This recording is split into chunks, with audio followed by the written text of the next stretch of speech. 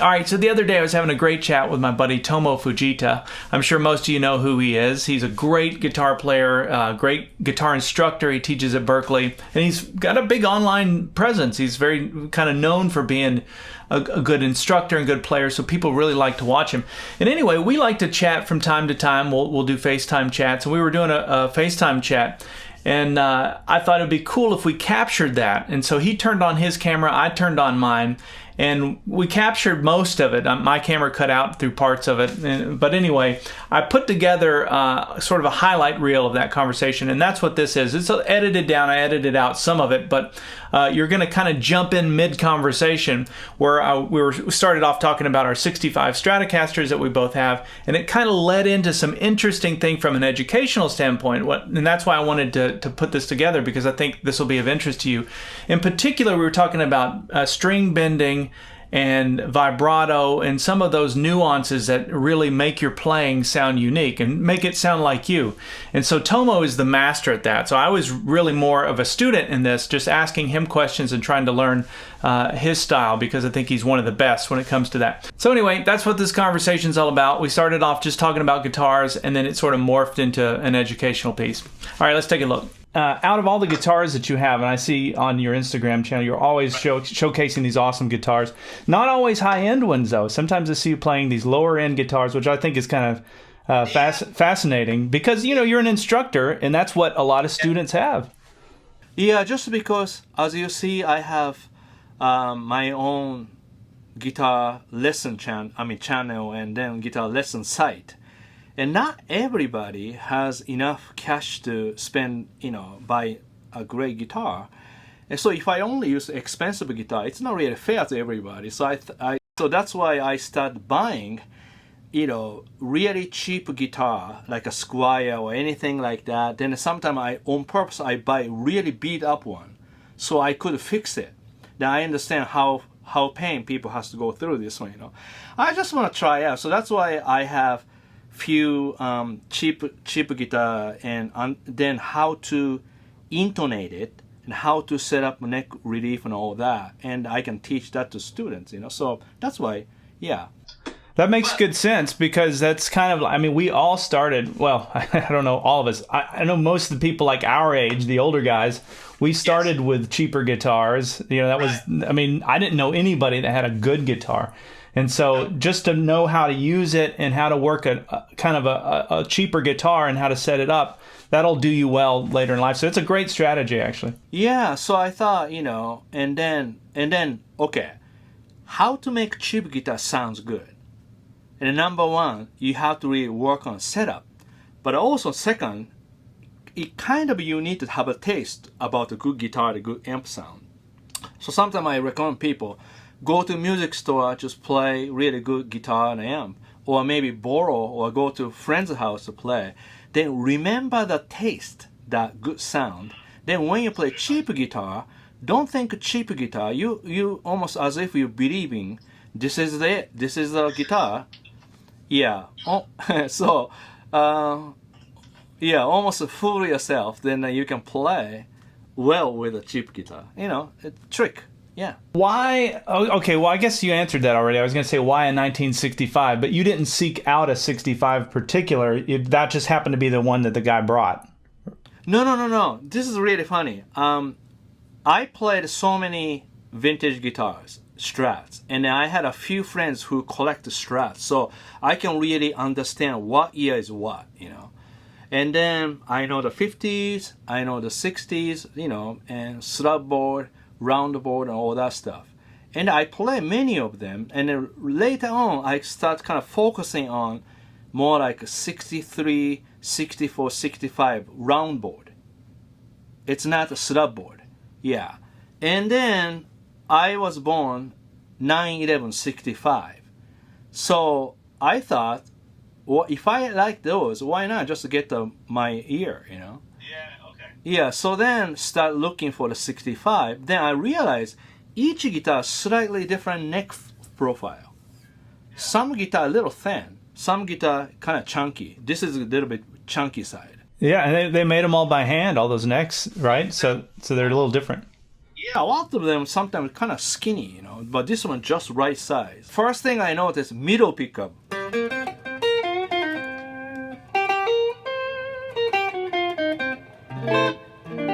Usually, middle pickup, rear pickup knows like a kind of thin sound.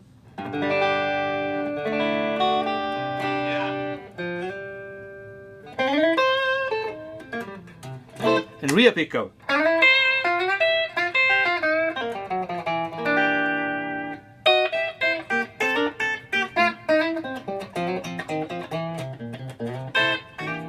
Nice sound.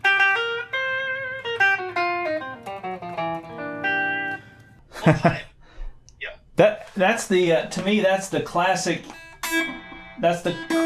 Tomo lick. When I hear you going, you're going. Yeah, there it is, right. That's so funny because anytime I hear that kind of like a bend as you're playing notes up the bend, I always think of you. That's kind of your signature thing.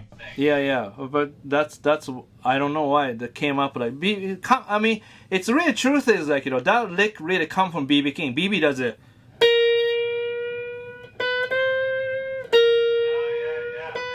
So he does it like that, right? But then I repeat.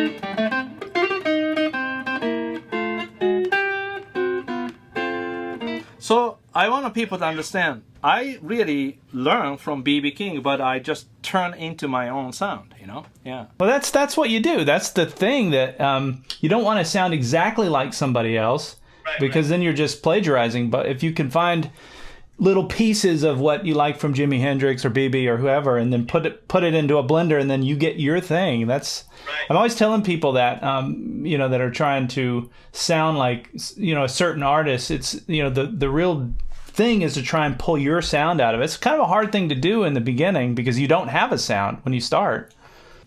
That's true. Yeah, I mean, beginning I just don't have any sound, and definitely Hendrix, BB King, even Hendrix, I idolize that.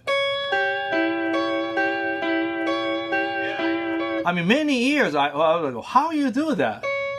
But then I didn't know he was doing this, but I developed this.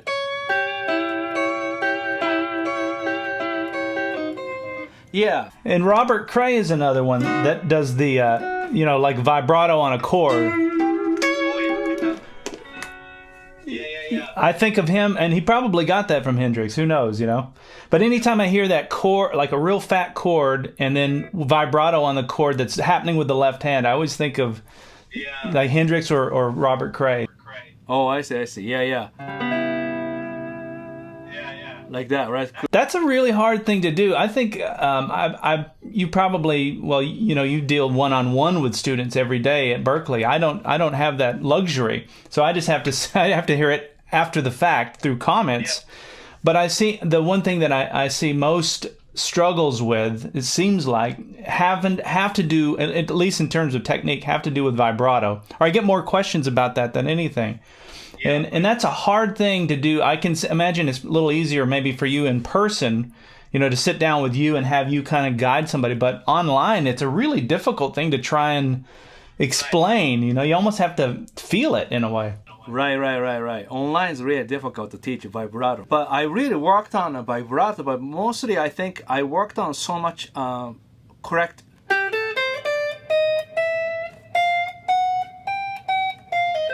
That was all.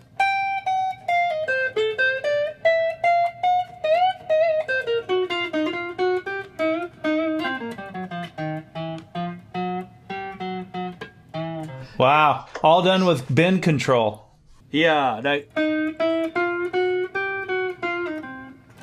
so first, usually I work on a bending control because bend is really important for blues rock guitar. Yeah, but then here's an important. Everybody kind of people already adding a vibrato, but vibrato timing is too fast sometimes. Timings mean I show you. I add a vibrato like this. Wait for it to come in. Like the human voice, right? Yeah, so first pitch. That's interesting. I'm getting a lesson from Tomo right as we do this conversation. But you're right. I've never really thought about that. So most people, right, do like this word.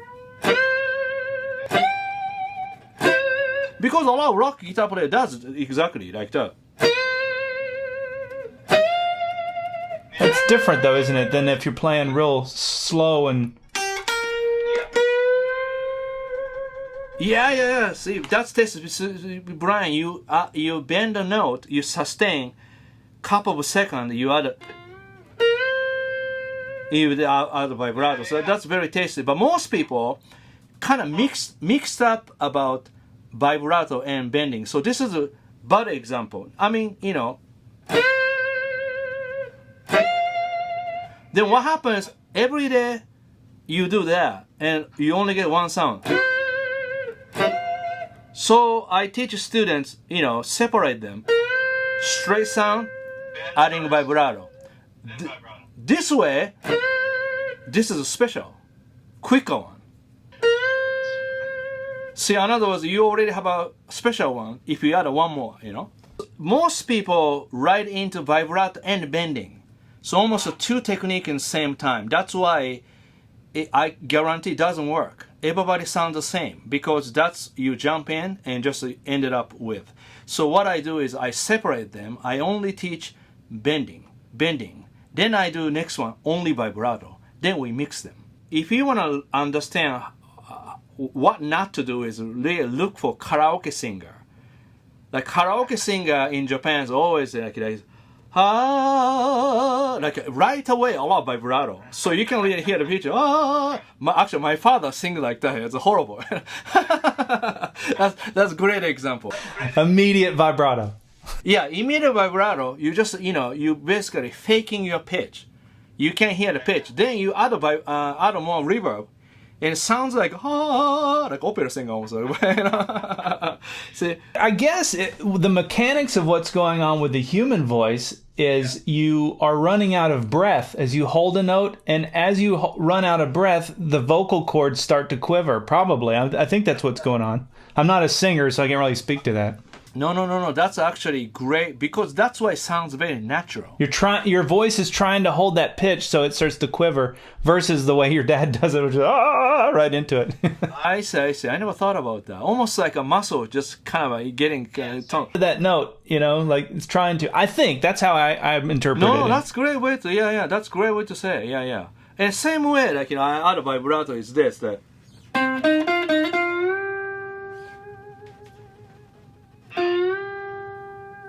I imagine more like, notes become bigger. 2 seconds, like that. 1, 2. Here you go. Like that, Relax your finger and then you shake it so that the sounds become louder. Yeah. So like, for example, BB does, okay. This is you have to try too. When you add a vibrato, you have to play right position. In other words, if you try to go vibrato here, not great because fret is really wider and it sounds clean, not so much mid-range in it. But if you play 10th fret, 11th, 13th fret has more mid-range because the frets goes narrower. So like when I do, this is something.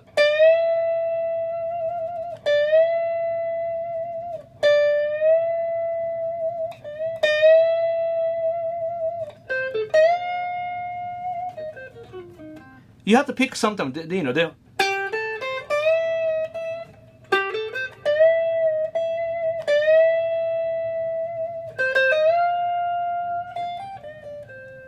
So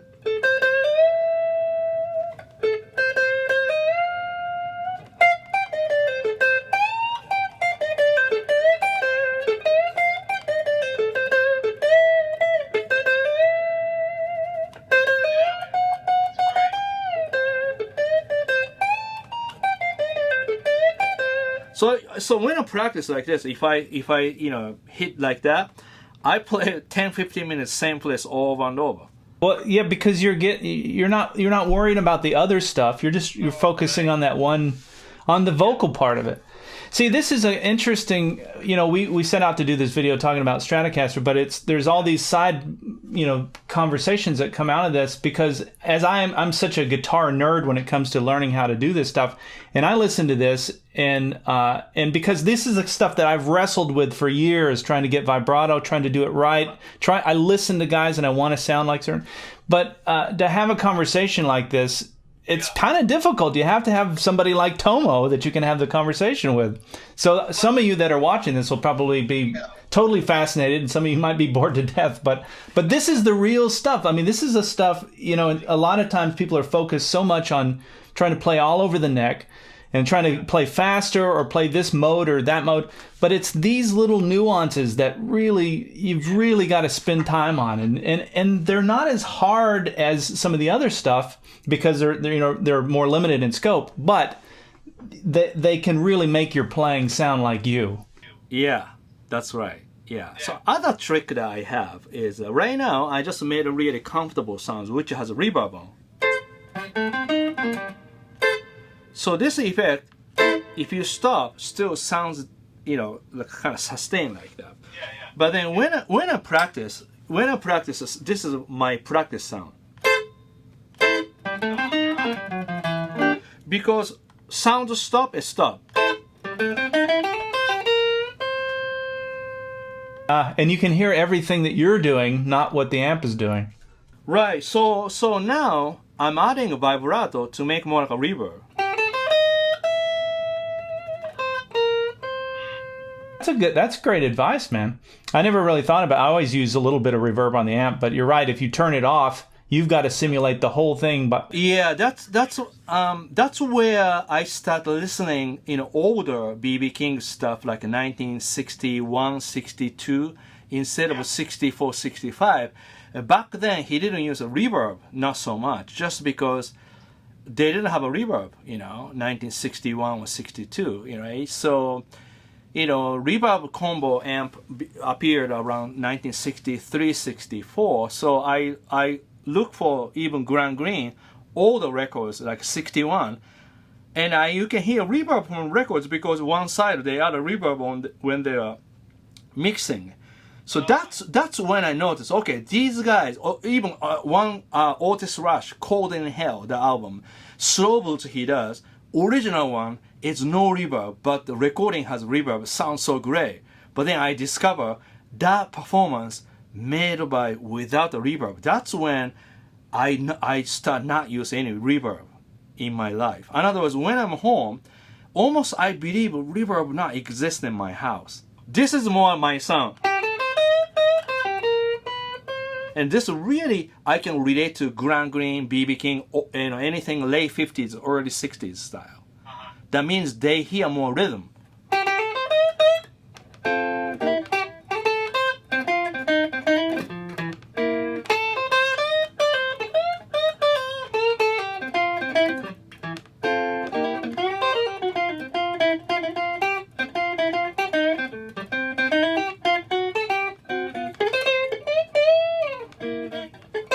Like everything they do, it's just so much nuance. So Tomo, do you play? I mean, you're so good at just playing without any kind of jam track, just playing by yourself like that. And because I can hear the chord, I can hear you going through the chords. Yeah. Do you find that that's a better way to practice than to put on a jam track or play along with something that way? For example, I never practice with jam track. I only demonstrate when I teach if students request me to do that. And I have my own recording, my album, sort of jam track, band, but that's real band. They're really, reacting right place, right? So this way, basically, right here's a metronome. I use, simple metronome, and like something like this, right? You hear the beat, right? A 1, 2, 3.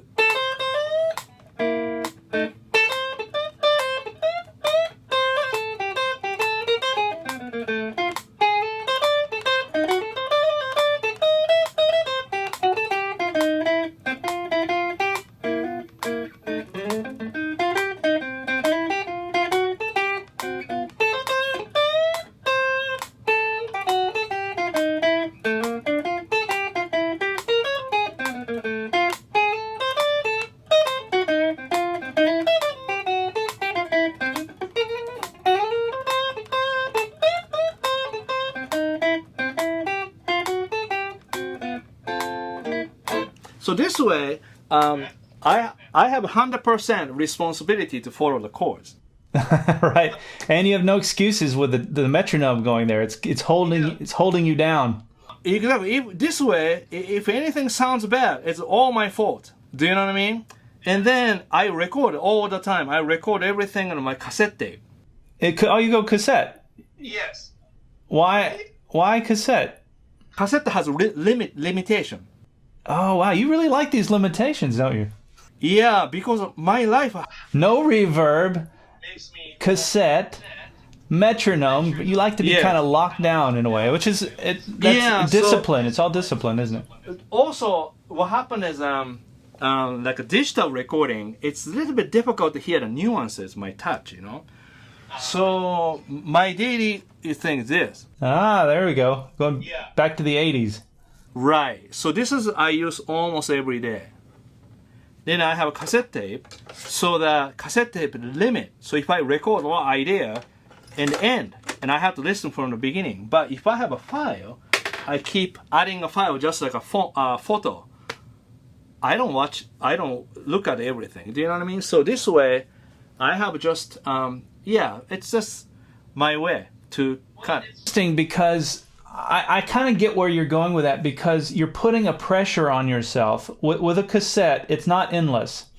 And it's more like in real world, whether you're jamming with friends, whether you're playing in a band on a stage in front of people, or you're in a recording studio, all of those scenarios have a limit.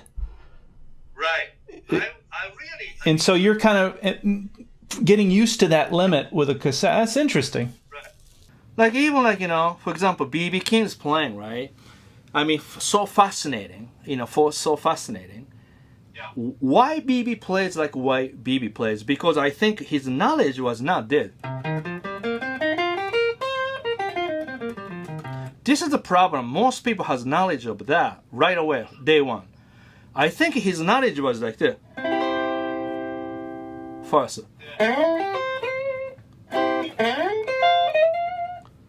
So like sometimes I teach Berkeley, play like this. Like, okay, how about A blues?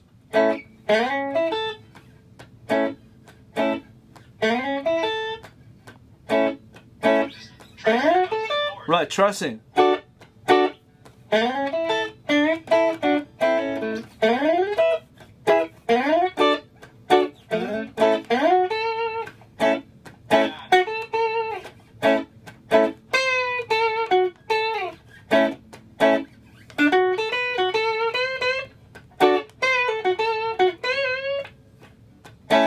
So this way, you have responsibilities. Keep playing same shape, but you know 1-4-5.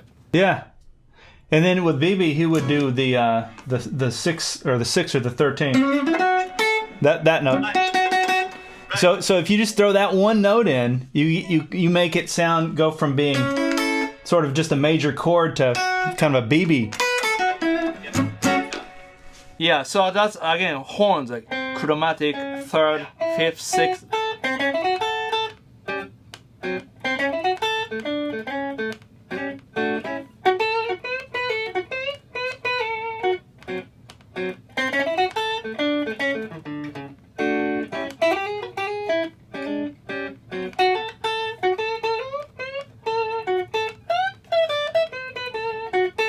All right, so about that point in the conversation, the battery on my camera died, but I wanted to put this together and share it with you because I thought it was interesting. And we'll do more like this. If this is of interest, let me know. I mean, this is the kind of thing that's actually very easy for both of us to do. We turn on cameras and we just talk. I mean, there's no planning or anything. And I'd encourage you to check out Tomo's website. It's called Guitar Wisdom. So if you do a Google search for Guitar Wisdom, you'll see it right at the top. I can't remember the URL. The URL is a little different, but just do a Google search for Guitar Wisdom and you can check out his instructional site.